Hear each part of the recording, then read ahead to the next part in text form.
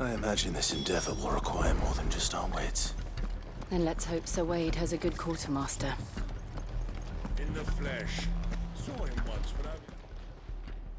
Tell us then, Sir Wade. What is your plan? Nothing fancy. You, Lady Jill and I make for Buett Bridge, and provoke the main host at their encampment.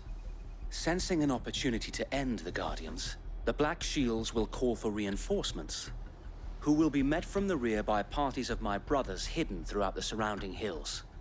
This will allow us to wage battle on the bridge without fear of being overwhelmed. While the Black Shields have an advantage in numbers, you see, they prefer to fight in small units, which we can use to our advantage. How small exactly? Small enough, now that I have you and Lady Jill for company. I doubt I could have done this on my own. But until we arrived, that was your plan. You haven't changed a bit. So Wade, the bearers from Old Hill have been laid to rest. Very good. Now make ready for battle. As you command.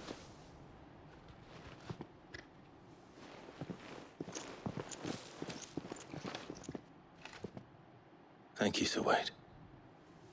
Perhaps now they will find peace. There is but one thing which will grant them peace. Putting an end to the Black Shields. And so we shall.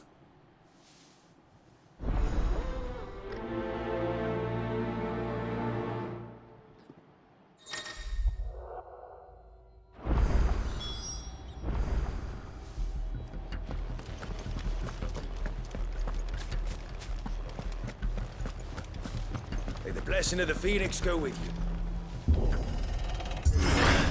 How long have you been pursuing the Black Shields? Since they burned their first village, we tracked down the bastards responsible and fed their corpses to Stillwind. Suffice to say, that got their attention. It's been a game of cat and mouse ever since.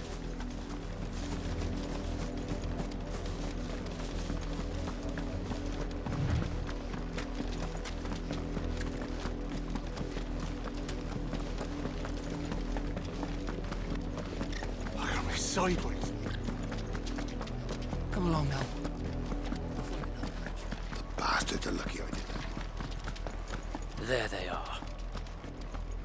On your command, my lord.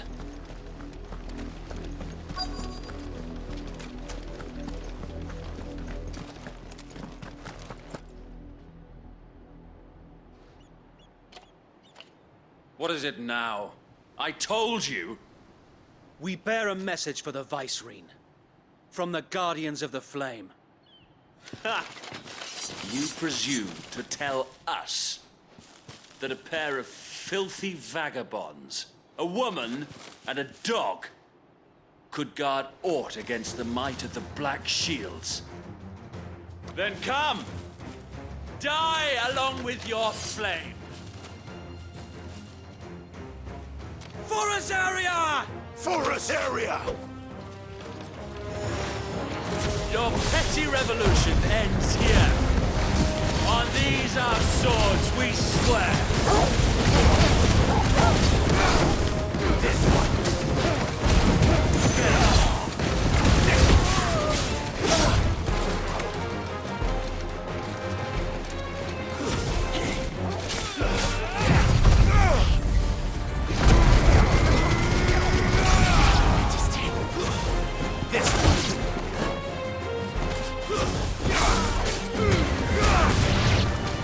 Bloody hell! Reinforcements from the far bank! Another one have to fight their battle for them.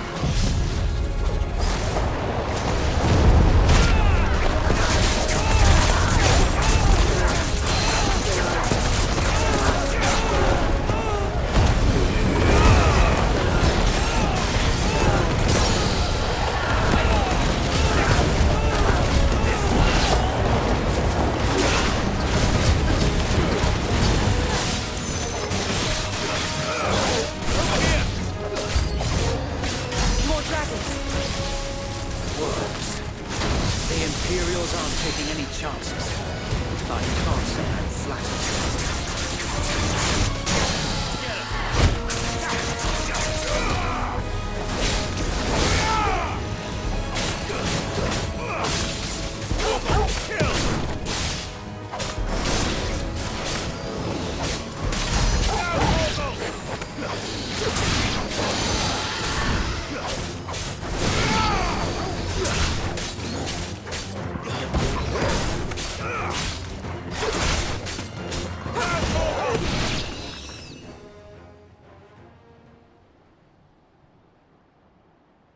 A noble stand, albeit a misguided one. In taking it, you have but proven our point. That this land is in dire need of cleansing.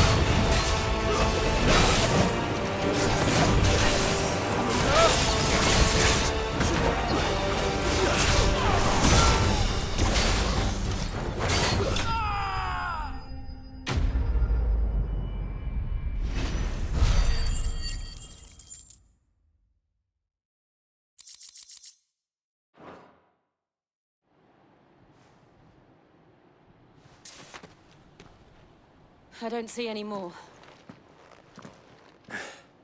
Nor do I. The plan worked. It did. It bloody worked. We sent every last one of the rotten bastards straight to the mud! Lord, perhaps this will be enough to stop the Cullings. For the time being, at least. Perhaps. Though I doubt my mother will take this loss well. She'll move swiftly to see her minions' ranks replenished. And then it will all begin again. I often wonder if the nation we once knew is gone for good. Her fields rot. Her people starve. We battled to preserve the flame that was, but for every foe we fell, another springs up in its place. Yet be that as it may, it is still our home, and we must fight for it. As we always have, and always will. For as long as the Firebird's flame burns in our hearts, the Duchy cannot die. And her loyal subjects may dream of a day when the Rosarian standard flies over Rosalith once more. So wait, Think we should fall back to Port Isolde before the garrison sends reinforcements? A sound strategy, my lord.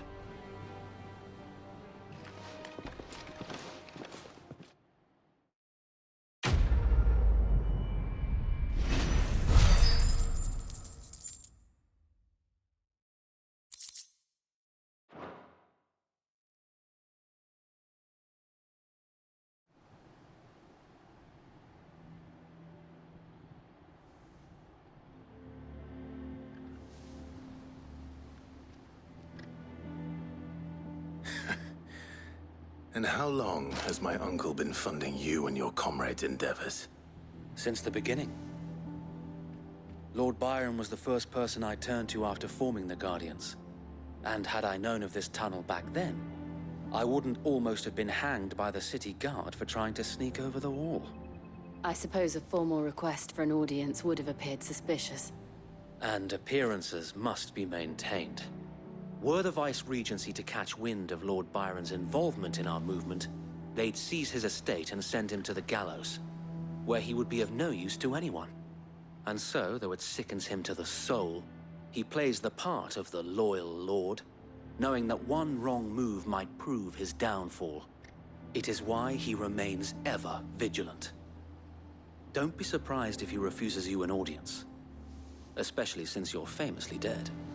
Then I will have to think of a way to prove that I am neither wraith nor wrongdoer. I might have something which could help with the latter.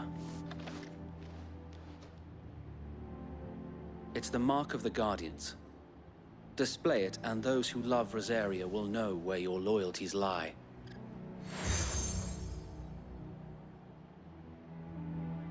I shall wear it with pride. Be sure that you do. I don't want my men attacking you again. Unless you deserve it. If only Sir Tyler could have been here to see you. Or the Lord Commander. Thank you, Sir Wade. If there is ever anything you need. I know. Go on now, my lord.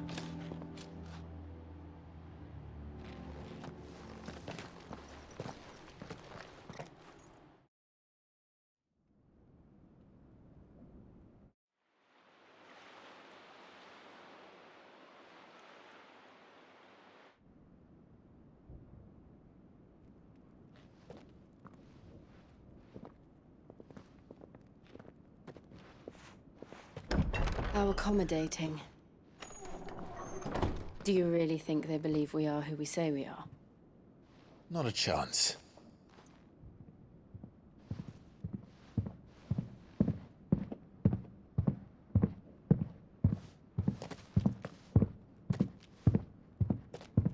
Right, I guess. My uncle believes we're imposters here to rob him.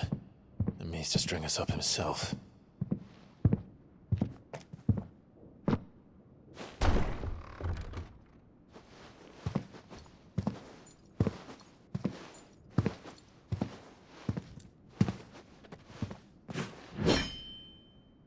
Imagine my surprise when I was told my nephew had come to visit.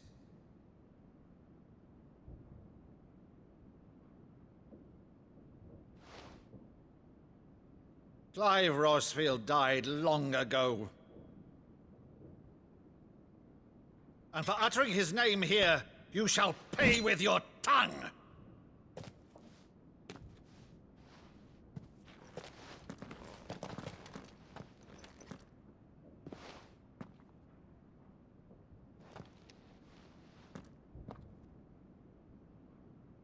You would mock me as well?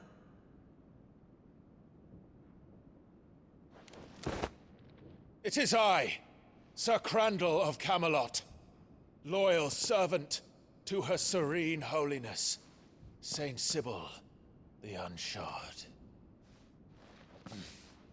Meadow, thou vile sorcerer, for thy crimes against church and crown, I shall have thy head.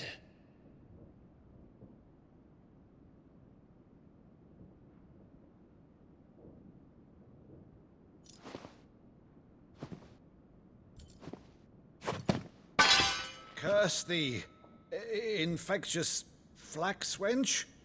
Even in death, must thou plague me still? Very well. I shall open the gates of hell, that thou might see thy charge once more.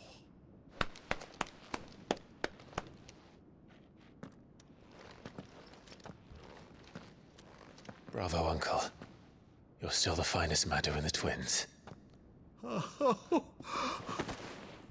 Clive, my dear boy, it's really you.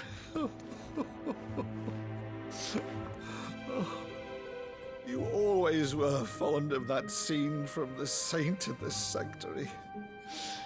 Never did let me play Sir Crandall.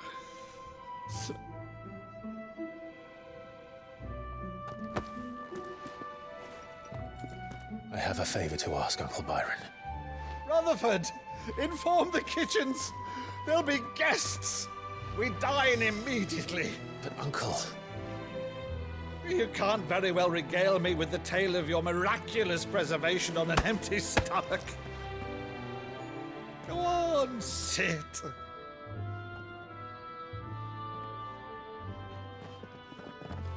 See that you use the good plates, Rutherford.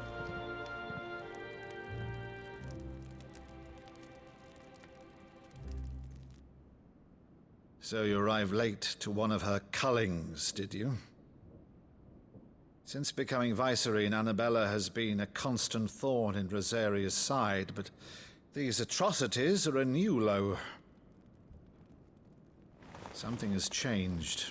Quite what, I don't know, but the woman we knew is gone, and a monster sits in her place. A monster. For better or worse, I've been charged with governing this town, and thus must maintain the illusion of obedience. That's all I can do to aid Wade and his merry band of revolutionaries. So he's told us. You have risked much for Rosaria. Our nation will be forever in your debt.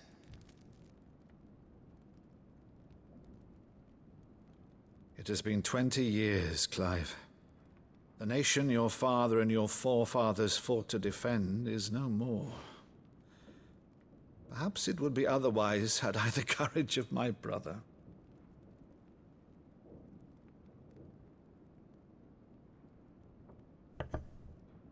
All right, if it's a ship you require, a ship you shall have.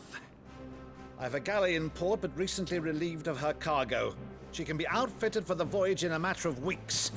So you believe us, then? About everything? Believe you? Ha! Only a fool would believe even half of the things you claim. But until tonight, only a fool would have believed my nephew still lived. And besides, I have it on good authority that Clive is telling the truth. Whose authority? On your own, of course. You've always been a terrible liar. Is that true?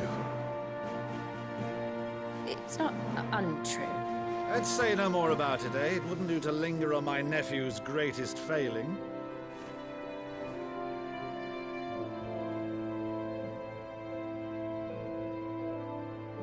The one thing I cannot believe, though, is all this about you being Sid. You were always such a good boy, but now you're quite the outlaw. Which, if I'm not mistaken, would make me an outlaw's uncle. Right then, who shall we pillage first? Rutherford, fetch me my cutlass. This will be fun.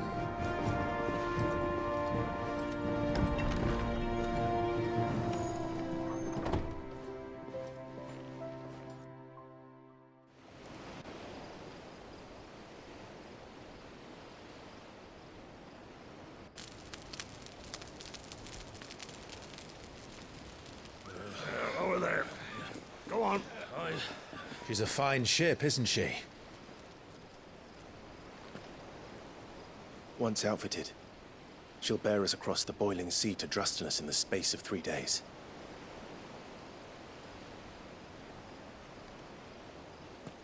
Something on your mind?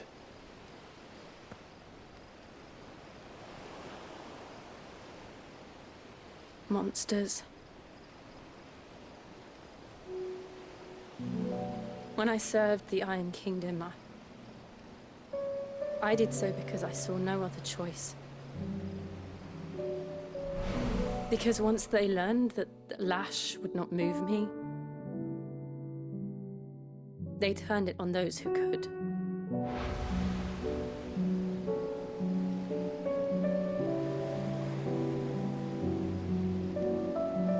And so I became their puppet.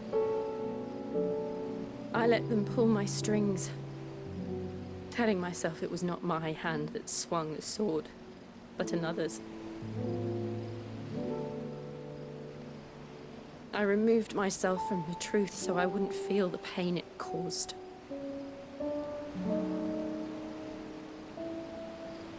And before I knew it, I no longer felt anything. Anything at all.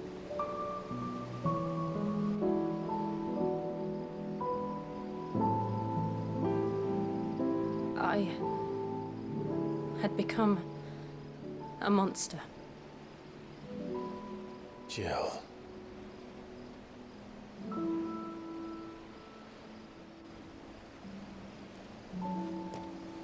I don't want to be a monster, Clive. Do you understand? I want to choose a different path, a better path. To live on my own terms. But before I can do that, I need to come to terms with my past.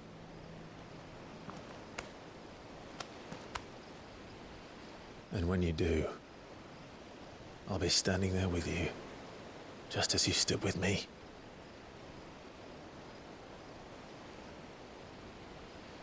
Thank you, Clive. I must atone for my sins. Only then, when it's done, will the monster cease to be. Just promise me that you won't die with it.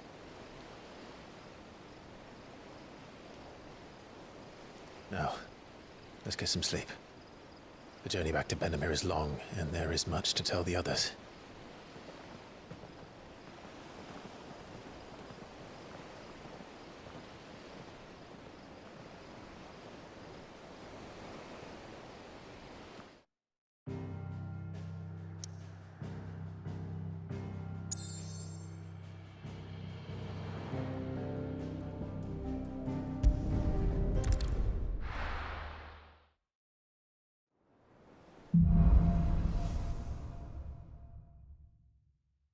Only the Founder knows what awaits us in the Iron Kingdom. But Vivian could probably make an educated guess. Typical nobles.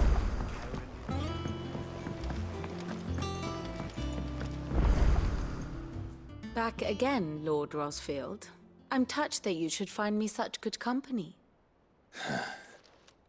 It is not your company, but your counsel that I seek on this occasion. Ever the charmer. What will it be today, then? The Iron Kingdom. I need to know what to expect. You'll soon be setting sail for Drake's Breath, then, I take it. The mother crystal that rises from the boiling sea. There was a time when a true-blooded Rosarian had only to brave the waves to visit it. But then the Ironblood made their move.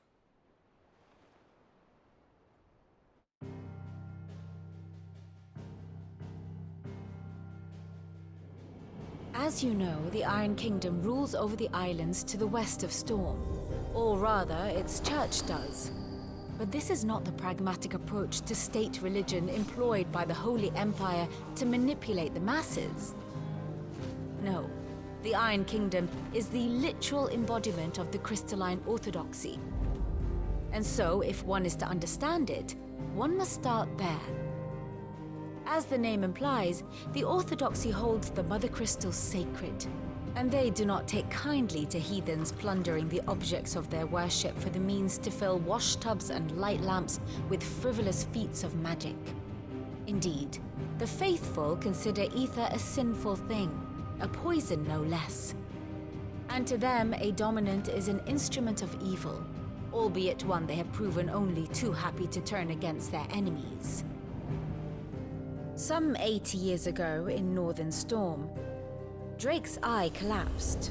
Soon after, in pursuit of ether and with the Blight at their backs, the Northern Territories descended upon the Grand Duchy of Rosaria. And when the Shields of the Flame marched north to meet them, the Iron Kingdom spied an opportunity. A few short days later, the Crusaders landed on the island of Mount Drastanus, home of Drake's Breath, and plucked it from the Duchy's grasp. Rosaria tried to reclaim it, of course, but to no avail. I doubt more than a handful of duchy men have set foot on its shores in your lifetime. Nor are they like to again, under the Empire's stewardship, meaning the Iron Blood will keep their island. And with it, the foothold they need to march on mainland soil when next they spy an opportunity.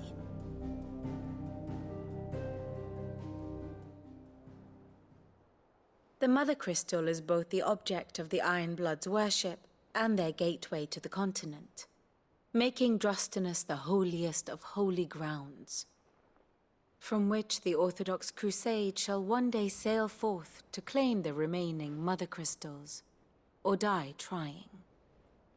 My father and my grandfather both traded blows with the Iron Blood for control of Drek's breath. Had things unfolded differently at Phoenix Gate, we would have sent our entire fleet against them. But instead, they sent their fleet against Rosaria, sacked the capital, killed the men, and captured the women, including Jill. I'd say you'd be forgiven for wanting a little revenge, Clive. My only aim is to destroy the Mother Crystal. But thank you all the same. Not much else to do here. Let's see if Jill's ready.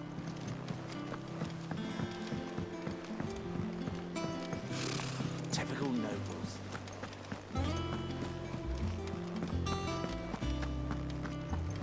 It will be over soon. You ready? I think so.